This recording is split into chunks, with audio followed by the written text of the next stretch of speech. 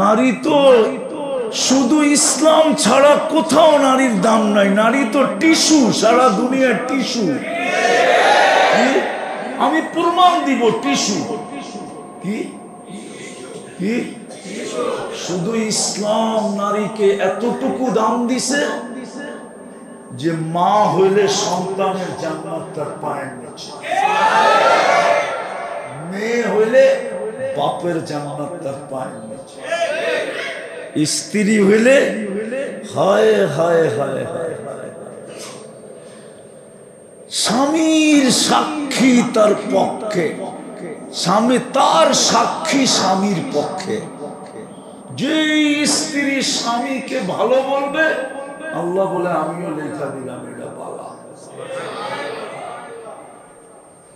এর চেয়ে বড় সম্মান কোথেকে দিবে?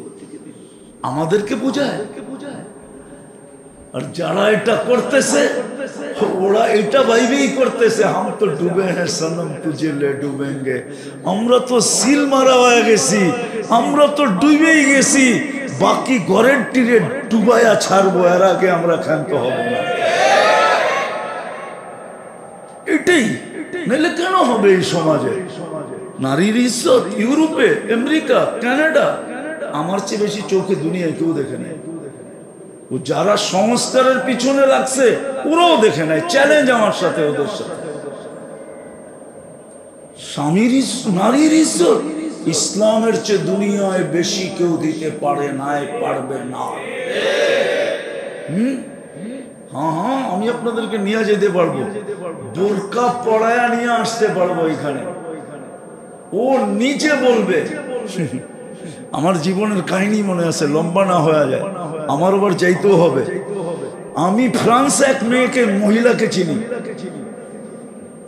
ও মুসলমান হয়েছে স্বামী মুসলমানে হওয়ার 10 বছর পরে। ওর নাম হলো বেলাল, থাকে প্যারিসে। আমি ফ্রান্সে 2 বার গেছি, এন্টার ইউরোপ তো গেছি, ফ্রান্সে আমি 2 বার গেছি। ও সৌর কারেন্টের ইঞ্জিনিয়ার, ভালো পরিচয়। 10 বছর পর স্ত্রী মুসলমান হয়েছে।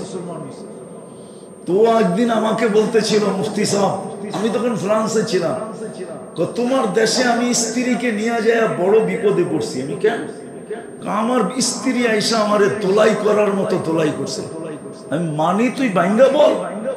আমি যখন মস্তুরাতে তোমাদের দেশে গেছি আমার স্ত্রীকে নিয়ে, তো আমার স্ত্রী আইসা বলতেছে, বেলাল তুই কই নিয়ে গেলি আমাকে? যেই জীবনকে আমরা থুতু দিয়া ইসলামে আসলাম, আমি তো বাংলাদেশে যা দেখতেছি বাংলাদেশের মেয়েরা ওই জীবনকে জিব্বা দিয়া চাটতেছে। ওই মেয়ে আমি নিয়ে আসতে পারি এখানে, যারা থুতু দিয়ে আসছে, ওরা সুখ পায় না। এটার নাম সুখ। 3W এর কোনো গ্যারান্টি নাই, এটার নাম হলো সুখ। মনে হয় বোঝেন না? জানেন এই প্রবাদ বাক্য? 3W এর কোনো গ্যারান্টি নেই। কটা? একটা দেশ আছে 3W এর কোনো গ্যারান্টি নেই। কি নাই? ওয়েদারের কোনো গ্যারান্টি নেই, সবার বুকল তোলে ছাতা। আর বিকালে চাকরি করে আসছে, সকালে যায় দেয় চাকরি নাই, ওয়ার্ক ডব্লিউ। আর আরেকটা আছে, আরেকটা ডব্লিউ আছে, আরেকটা ডব্লিউ আছে। কি? আরে বোঝেন, এটারও কোনো গ্যারান্টি নাই। সকালে থুয়ে আইছে, বিকালে দেখে নাই। এটার নাম ইজ্জত। হ্যাঁ, আমরা তো একটা লই জান দিয়া দিলাম, ঠিক না? হ্যাঁ হ্যাঁ, এত ইজ্জত দিলাম যে আরেকটা করার চিন্তাও করতে পারতেছি না, ঠিক না? কিন্তু মন তো চায়, শরীর বুড়া হইলে কি, মন তো বুড়া হয় না, ঠিক না? আমরা তো এত ইজ্জত দিলাম, ঠিক না? এই ইজ্জত দুনিয়াতে কে দিছে? মেয়েদেরকে ইসলাম দিছে। মুহাম্মদুর রাসূলুল্লাহ সাল্লাল্লাহু আলাইহি ওয়াসাল্লাম। প্রথম সবচেয়ে বড় দয়া তো হলো আপনার আমি মানুষ হিসাবে আসতে পারছি। এর চেয়ে বড় দয়া নাই। মানুষ হিসাবে আসতে পারা এটা আল্লাহর একান্ত দয়া, একান্ত মায়া। একান্ত মমতা, একান্ত স্নেহ, একান্ত ভালোবাসা। এই জন্যই আপনি আর আমি মানুষ হিসাবে আসতে পারছি। এখন বলতে পারি আমি সৃষ্টির সেরা। কোরআনে হাত দিয়ে বললেও গুনাহ হবে না, কসম খাইলেও কোনো অসুবিধা হবে না। ছোট একটা কাহিনী মনে পড়লো, সত্য কাহিনী বিদায় বলতেছি যাতে বুঝে আসে। আবু হানিফা রহমতুল্লাহ আলাইহির জমানায় একজন স্ত্রীকে বলছিল, তুমি যদি চাঁদের চেয়ে সুন্দরী না হও তাহলে তালাক। চাঁদের চেয়ে সুন্দরী যদি না হও তাহলে কি তালাক। মহিলা পরেশান হয়ে গেছে। খুঁজতে খুঁজতে আবু হানিফা রহমতুল্লাহ আলাইহিকে জিজ্ঞাসা করছে, বলছে তালাক হয় নাই। সে তো ভাবছিল হয়ে গেছে, আমি কি চাঁদের চেয়ে সুন্দরী হইতে পারবো? চাঁদ তো চাঁদই, ঠিক না? জ্যোৎস্না তো জ্যোৎস্নাই, ঠিক না? আবার বহুত মহিলার নামও জ্যোৎস্না আছে, ওটা মনে করেন না, চাঁদের জ্যোৎস্না। চাঁদের আলো তো চাঁদের আলোই, ঠিক না?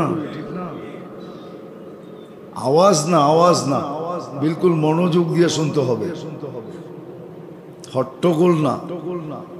তাইলে কিন্তু আগেই বলছি কথা দিলে কাঁদবে। তো যেটা বুঝাইতেছিলাম, যখন আবু হানিফা রহমতুল্লাহ আলাইহিকে বলছেন, বলছে তালাক হয় নাই। বলছে কেন? বলছে তুই চাঁদের চেয়ে কেন, সমগ্র সৃষ্টির চেয়েও তুই সুন্দরী। এটা আল্লাহ বলতেছে, ঠিক না? ওয়ালাকাদ কাররামনা বানি আদম। তো মানুষ যে হতে পারলাম, এটা আল্লাহর একান্ত দয়া, একান্ত রহমত, একক ভালোবাসা, আল্লাহর ভালোবাসা। কিন্তু মানুষ দুনিয়াতে ভালোবাসা পাওয়ার জন্য কি না করে, ঠিক না? না পাইলে বিষ পর্যন্ত খায়, ঠিক না? কি নাই মনে হয় বন্দরে এরকম কোন স্মৃতি মৃতি নাই, ঠিক না? আছে। তো মানুষ মানুষের ভালোবাসা পাওয়ার জন্য জান পর্যন্ত দিতে চায়, ঠিক না? সারাদিন পিছে পিছে ঘুরতে থাকে। আমরা তো দেখি ভালোবাসা পাওয়ার জন্য বাইঙ্গেই বলে ফেলি, নৈকট্য পাওয়ার জন্য, নমিনেশন পাওয়ার জন্য সারাদিন এত জপে। যদি এতবার আল্লাহ জপত তো সারাটা জগতে উঠায় আল্লাহ ওকে দিয়া দিত। আল্লাহর তো ওয়াদাও আছে, আল্লাহর তো ওয়াদাও আছে, মাল্লাহুল মাওলা ফালাহুল কুল। আল্লাহ যার, সব কিছু তার। আল্লাহর অঙ্গীকার, আল্লাহ যার, সবকিছু তার।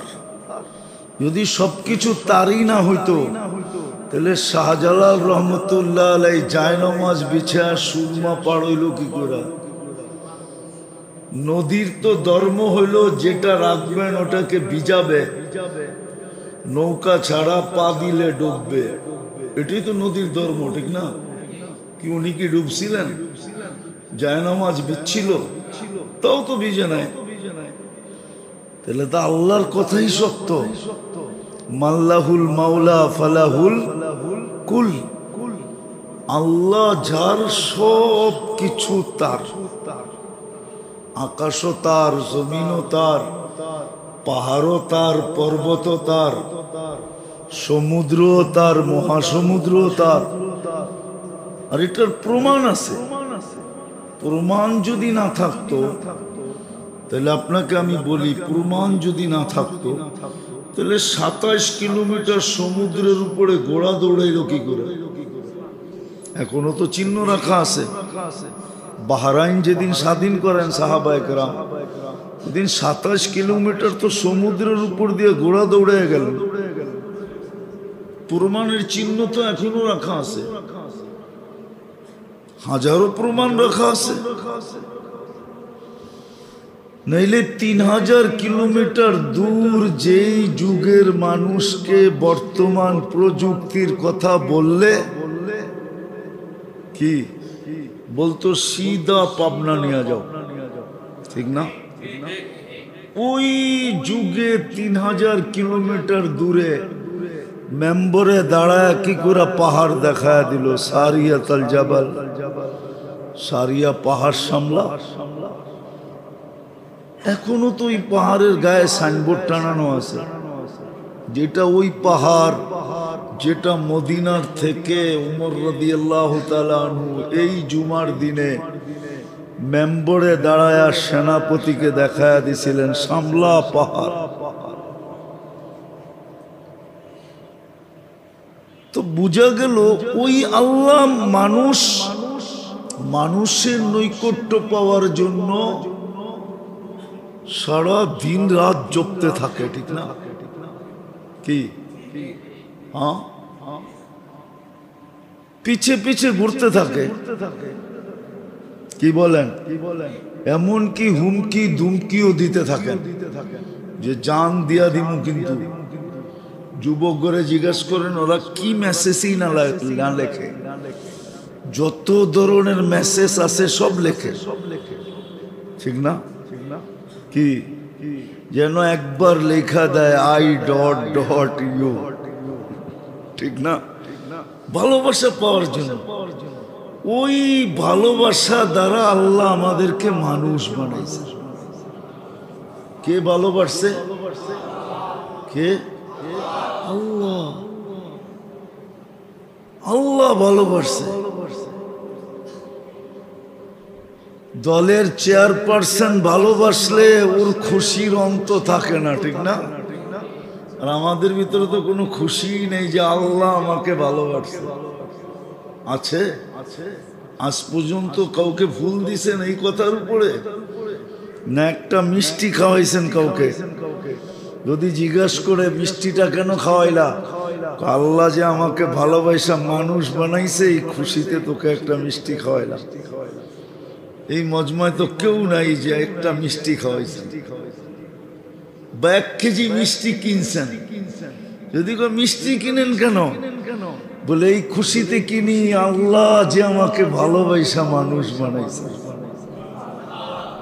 আমার কথা অযৌক্তিক হইলে বলেন, যুক্তি আছে না নাই? আল্লাহ আমাদের উপরে দয়া করছেন, ভালোবাসছেন, মানুষ বানাইছেন। আবারও দয়া করছেন, শুধু মানুষ বানায় ছেড়া দেন নাই, আবারও দয়া করছেন, আবারও স্নেহ, আবারও মায়া, আবারও মমতা, আবারও ভালোবাসা, আবারও প্রেম, আবারও প্রীতি। আল্লাহ আমাদেরকে মুসলমানের ঘরে অস্তিত্ব দিয়েছে। এটা তো প্রথমটার চেয়ে আরো বেশি ভালোবাসা। মানুষ তো সব জায়গায় আছে, ঠিক না? কি মানেও আবার নাও মানে, এরকমও তো আছে। এরকম তো মানুষ আছে আল্লাহকেই স্বীকার করে না। হ্যাঁ, অথচ যিনি জন্ম দিলেন, অস্তিত্ব দিলেন, ওনাকে স্বীকার করে না। আমাদেরকে তো আরো 1 হাত বাইরা ভালোবাসছেন। 1 হাত বললে ভুল হবে, না জানি কতটুক আগায়া আমাদেরকে ভালোবাসছেন যে মুসলমানের ঘরে জন্ম দিয়েছেন। হ্যাঁ, উচিত ছিল সারাদিন মিষ্টি বিতরণ করা, উচিত ছিল সারাদিন মানুষকে ফুল দেওয়া। যদি কয় কেন এত মিষ্টি ডেলি খাওয়াও, কয় মুসলমানের ঘরে আল্লাহ ভালোবাসা অস্তিত্ব দিয়েছেন। প্রথম ভালোবাসাই তো অবর্ণনীয় ছিল, মানুষ হিসাবে অস্তিত্ব সৃষ্টির সেরা। তার উপরে সোহাগা ডাইলা দিছেন, মুসলমানের ঘরে অস্তিত্ব। এর চেয়েও বেশি ভালোবাসা আরো উপরে নিয়ে গেছেন, যার পরে আর নাই পাত্রে কিচ্ছু নাই, তারপরে আর পাত্রে কিছু, তারপরে আর পাত্রে কিছু, আরে ভালো মতে বোঝেন কিন্তু, তারপরে আর পাত্রে কিছু, উম্মতে মুহাম্মদী বানায় দিছে। পাত্রটাই পুরা উঠায় দিয়া দিছে, কেন আমাদের পরে কোনো উম্মত নাই, আমাদের নবীজির পরে নবী নাই, আছে নাকি? বিশ্বাস করেন তো? আমাদের নবীর পরে কোনো, আমাদের পরে কোনো উম্মত নাই, ঠিক না? তাহলে আর পাত্র রেখা করবেন তো করবেন কি? ভালোবাসার পাত্র কার জন্য রাখবেন? মা যখন দেখে আর কেউ নাই তো পাতিলটা নিয়েই তো বসে, ঠিক না? কি বাবরচি যখন দেখে যে সবার খাওয়া শেষ, তো শেষমেশ কি নিয়ে বসে? পাতিলটা নিয়েই তো বসে। আমাদের পরে তো কেউ নাই, কোনো সৃষ্টিই নাই, আমরাই শেষ, তো ভালোবাসারটা কার জন্য রাখবেন? কার জন্য? গরমিয়া কার জন্য আর রাখবেন? পুরাটাই আমাদেরকে দিয়া দিছে। বুঝা গেল যার পরে আর ভালোবাসার কিছু, পুরাটাই দেয়া দিছে। আসলে তো আমরা জানি না, শিখি না, পড়ি না, অ্যানালাইসিস করি না, করলে আমার কথায় হায় হায় হায় যেটা বুঝাইতেছিলাম তাহলে বুঝে আসতো, তাহলে আমার সমাজের চিত্র এরকম হতো না। যুবকের অবস্থা এরকম না, নারীর অবস্থা এরকম না, পুরুষের অবস্থা এরকম না, সবার অবস্থা চেঞ্জ হতো। দেখেন না, সামান্য ওয়ার্ডের নেতা বাপ কি রকম, রাগ হয় না, বুঝানোর জন্য বলতেছি, সামান্য ওয়ার্ডের নেতা, ঠিক না, বাপ কি রকম।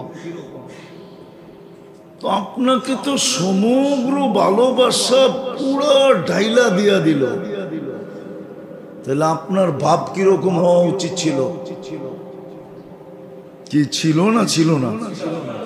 হ্যাঁ, উচিত ছিল না ছিল না? কিন্তু আপনার আমার ভিতরে তো কোনো ভাবই নেই। আমি অহংকার বলতেছি না, অহংকার অন্য জিনিস, ভাব অন্য জিনিস, ঠিক না? ভাব গ্রাফিটি অন্য জিনিস, ঠিক না? অহংকার অন্য জিনিস। আমি যে উম্মতে মুহাম্মদী, এটার একটা ভাব থাকা উচিত ছিল আমার ভিতরে। আমি যে মুসলমান, আমার ভিতরে একটা ভাব থাকা উচিত ছিল। যেমন আমি মানুষ হিসাবে সব প্রাণীকে প্রাণী বলি, ঠিক না? আবার মাঝে মাঝে জিদ উঠলে জানোয়ারও বলি, ঠিক না? কিন্তু নিজেকে কি বলি? বড় মানুষ মানুষকে জানোয়ার বললে আরো খেপা যায়, ঠিক না? জানোয়ার অর্থ বোঝেন? জানওয়ার মানে জীবনওয়ালা। আপনি তো জীবনওয়ালাই, ঠিক না? আপনার জীবন আছে না? না নাই? কিন্তু তারপরে তো আপনি বললে চেতা যান, ঠিক না? কেন চেতেন? আপনি জানেন আমি সৃষ্টির সেরা, আমাকে কেন তুই জানোয়ার বলিস, ঠিক না? এই জন্যই তো খেপা যাই, ঠিক না? কেননা মানুষ হিসাবে আমার একটা গৌরব আছে, ঠিক না? বলেন মুসলমান হিসাবে আপনার কাছে কোন গৌরবটা আছে? উম্মতে মুহাম্মদী হিসাবে কোন গৌরবটা আমাদের কাছে আছে? আমি একটু পিছের থেকে নিয়ে যাইতেছি একটা জিনিস বোঝানোর জন্য।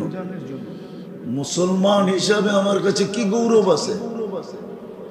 কোনো গৌরবই তো আমাদের কাছে নাই। কিন্তু উচিত ছিল আমি যে মুসলিম, এই গৌরবটা আমার কাছে থাকা উচিত ছিল। আমি মুসলিম, আমি মুসলিম। বলবেন এটা কি বৈধ? হ্যাঁ বৈধ, কোনো বৈধ না। যদি বৈধ না হইতো তাহলে খালিদ ইবনে ওয়ালিদ রাদিয়াল্লাহু তাআলা আনহুর এতগুলা চিঠি ইতিহাসের পাতায় কেন পাওয়া যেত?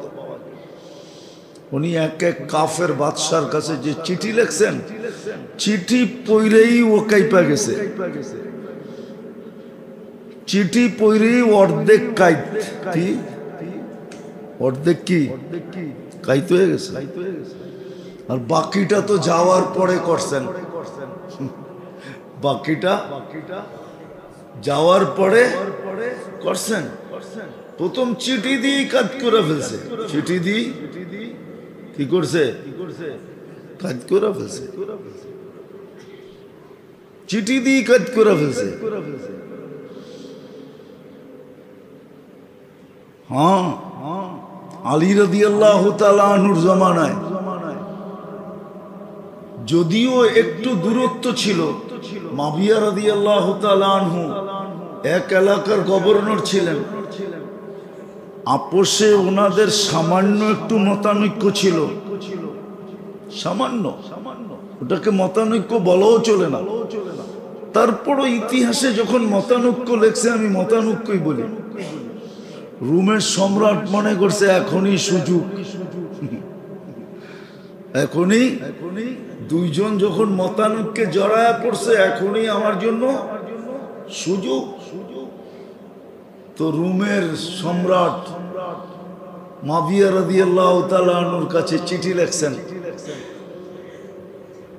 বা চিঠি না লেখলেও উনি যুদ্ধের প্রস্তুতি নিতেছিলেন যে আলী রাদিয়াল্লাহু তাআলা আনহুর উপরে হামলা করবে। তো খালিদ ইবনুল ওয়ালিদ মাবিয়া রাদিয়াল্লাহু তাআলা আনহুর চিঠি লিখছে, ও রুমি কুত্তা, তোর এত বড় সাহস হলো কি করে? তুই ভাবছস আমাদের মতানৈক্য আলীর সাথে উপরে তুই হামলা করবি? শোন, যদি হামলা করিস তাহলে ওই হামলা ঠেকানোর জন্য সেনাপতি হয়ে যে আসবে সে আমি। রুমি সম্রাটের বেলুন ওইখানেই শেষ। কয় কি ভাবলাম, কি হইল কি, এ বলে সেনাপতি হয়ে আসবে।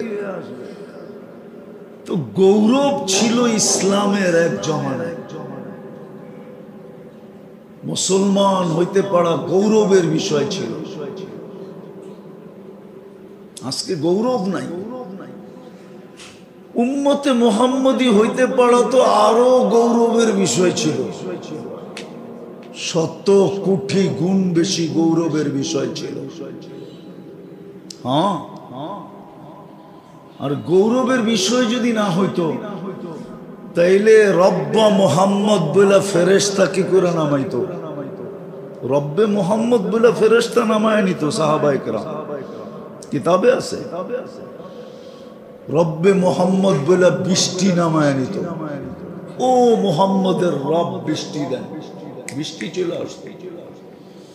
যা প্রয়োজন হইতো ওটা মিটায় নিত। আরো গৌরবের বিষয় ছিল। কিন্তু দয়া যতই করুক না কেন, বাংলা একটা প্রবাদ বাক্য আছে, রাগ হয়ে যাবে, সবার কপালে বলে সবকিছু শোভা পায় না। সবাই বলে সবকিছু পাইয়া রাখতে পারে না।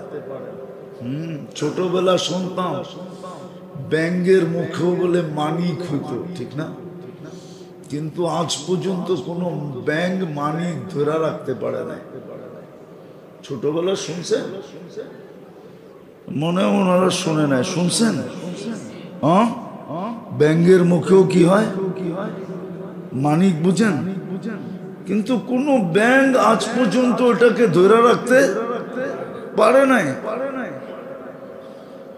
ওই মানিক মানুষের হাতেই চলে গেছে, ঠিক না?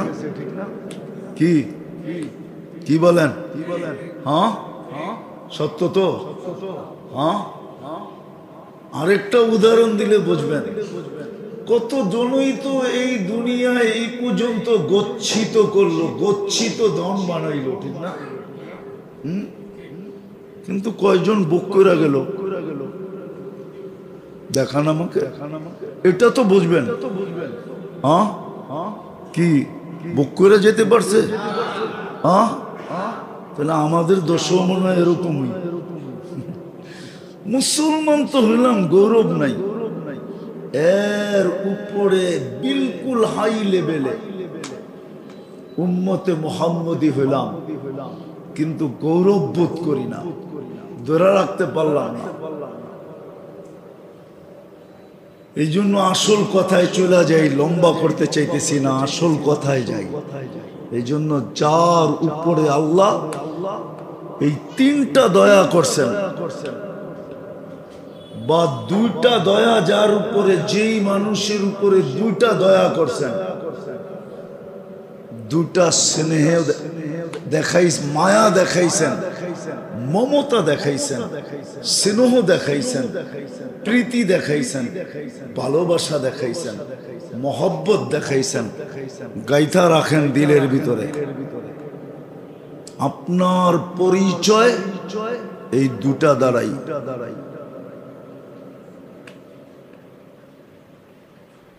আপনার পরিচয় এই দুটা দ্বারাই আপনার পরিচয়, এই দুটা দ্বারাই আপনার পরিচয়। ইসলাম দ্বারাই আপনার পরিচয়, আমার পরিচয়। আমি দুনিয়া বুঝাইতে চাইতেছি না, দুনিয়া বুঝানোর সুযোগও নাই আমাদের কাছে। আর দুনিয়া এরকম জিনিস, ওটা বুঝতে হয় না, মানুষ এমনি এমনি বুঝা ফেলে। আপনার আমার পরিচয় আল্লাহর কাছে এই দুটা দ্বারাই,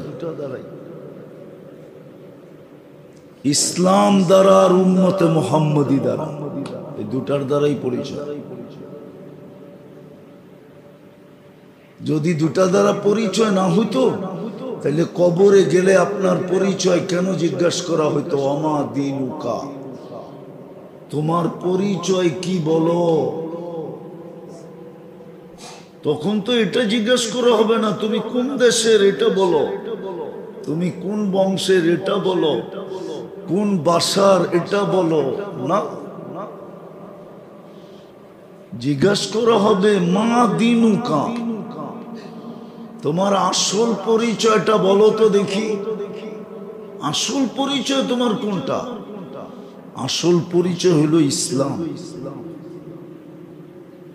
ওলামাদেরকে জিজ্ঞাসা করেন, জবাব এটাই, ইসলাম জবাব। আমার আসল পরিচয় ইসলাম। এই জন্য ইমাম বুখারী রহমতুল্লাহ আলাইহি তো আরেকটা আজীব লেখছেন। উনি বলছে একটার জবাব দিলেই তিনটার জবাব হয়ে যাবে।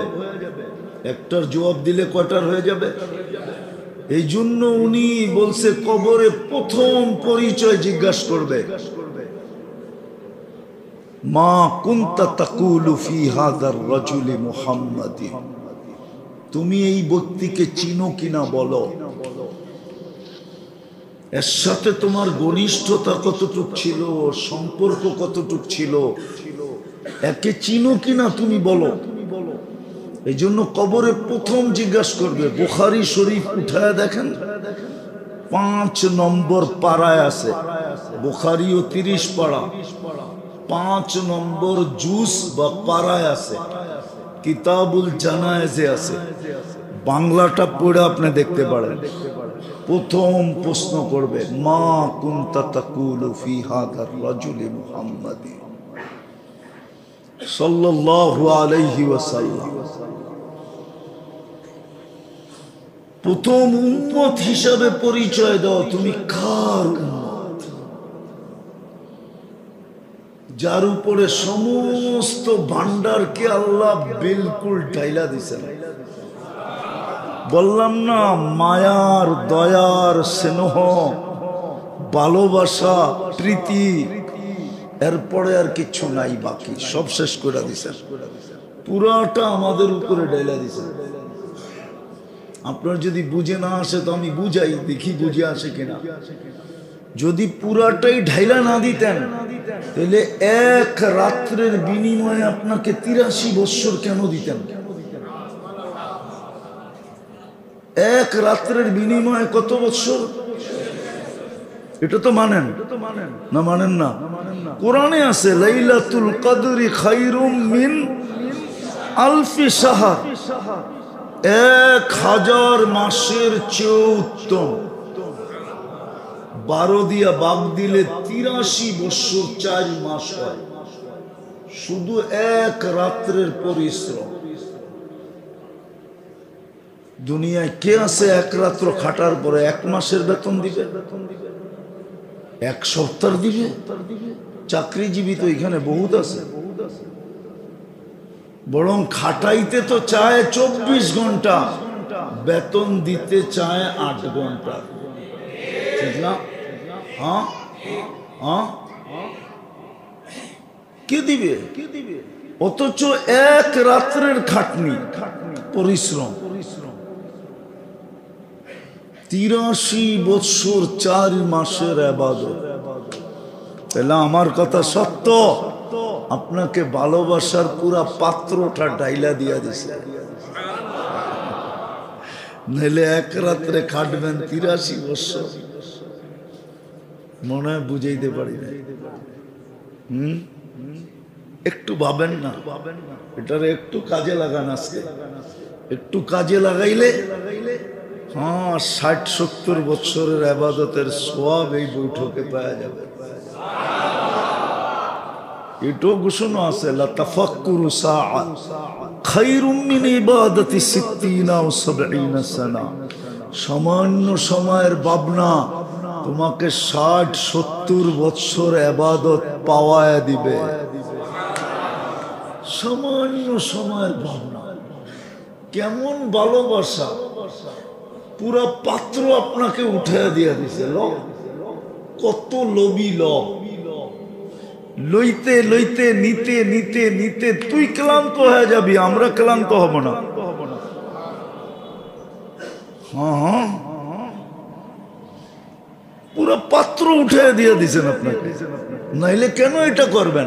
সামান্য সময়ের চিন্তা, 60-70 বছরের ইবাদত, এক রাত্রের ইবাদত, 83 বছরের ইবাদত। আসতেছে সামনে আবারও 10টা রাত্র। ওয়ালায়ালিন আশ ওয়াল ফজরি ওয়ালায়ালিন আশ, সূরা ফজর। জিলহজের 10 রাত্রি 10 লাইলাতুল কদরের সমান। কত? 10